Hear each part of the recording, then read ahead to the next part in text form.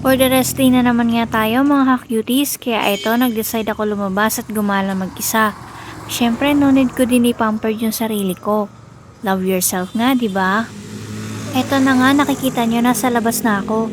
Nasa kalsada nga ako niyan at nag-aabang ng bus na masasakyan dahil pupunta tayo sa SM. Ay shala, for the SM ang ating nyo. Nakakainip na nga kasi ang tagal ng bus. Buti na lang hindi mainit. Ayan na nga, natatanaw ko na siya. Ay, yung bus pala yung natatanaw ko. Ayan na nga, after ilang years, nakasakay na nga ako. At for the priority tayo mga ka-cuties. Sa unahan po kasi ako nakaupo niyan. Buti hindi tayo nasita. Kapal ng face, no? Nakikita niyo na nga kung saan ako papunta. Ayan, for the gala na naman si Dora. Hindi talaga ako palagala mga ka-cuties. May mga need lang talaga asikasuhin. Ay sus, kunwari ka pa, gusto rin. Buti nga walang traffic kaya mabilis lang yung biyahe.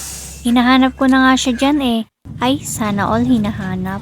Hinahanap ko po kung saan pala ako bababa. Ayun yon. Baka kasi makalampas ako, malayo pa naman yung kabilang babaan. Eto na nga, nakababa na tayo mga cuties. Kaloka tong araw na to, nagpapasikat na naman sa akin. Diyos ko, pinapakita na naman niya yung kagandahan ko. Ay, may ganon. Ayan nga, bigla ngang uminit, kaya binilisan ko yung paglalakad ko dyan.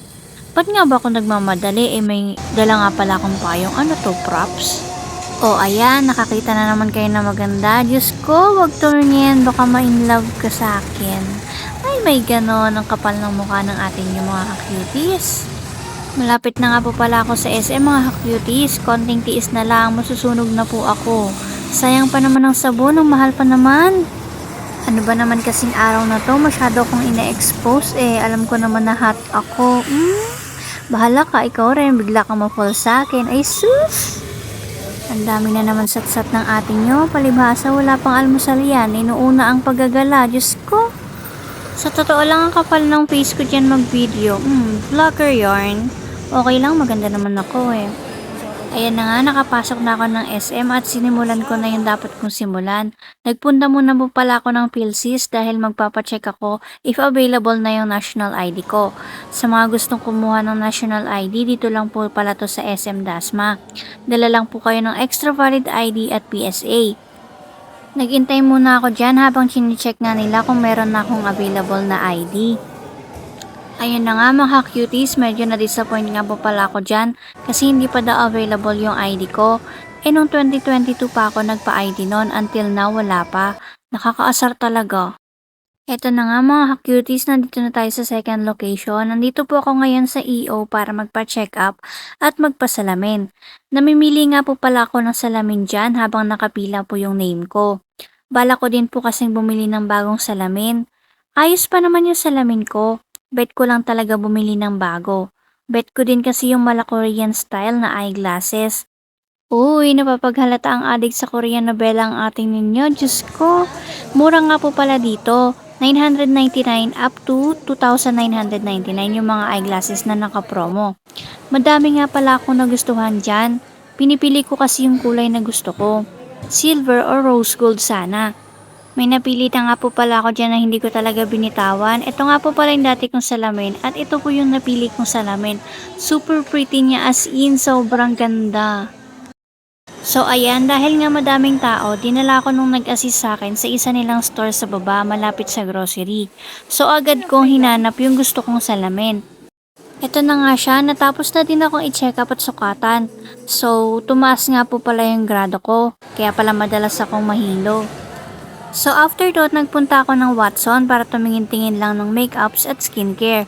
Pero hindi po ako bumili ha, wala pa kasi sa budget. Medyo mahal din kasi yung nagastos ko sa salamin ko.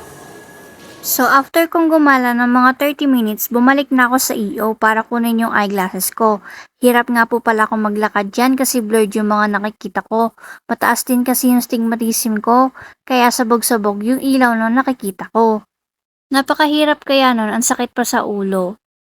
Ayan, finally nakuha ko na din. Hindi ko pa ginamit yung bago, yung luma pa rin yung ginamit ko, pero pinatama ko yung grado nun. Para same ko bating, pwedeng gamitin. After ko nga kumain, ayan naglibot na naman si Dora. For the window shopping lang muna tayo mga cuties. Wala pa kasi sa budget eh. Next time for sure makakabili na din ako ng mga gusto ko. So ngayon, tipid-tipid muna tayo. Needs muna yung dapat unahin, saka na muna yung mga wants. Finally, nakauwi na po tayo mga ka-cuties at ito, i-flex ko sa inyo yung new eyeglasses ko. Super pretty talaga niya, nagbablock nga po pala yan pag nasa arawan ka.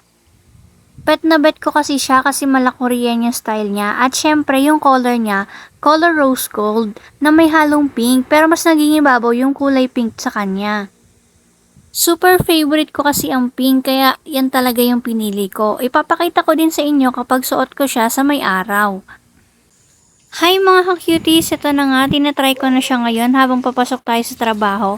At eto siya, super cute niya talaga, nagbo-block talaga siya as in. Super na-amaze ako dito kasi ang astig niya, di ba?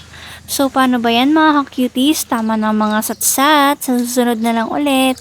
Bye!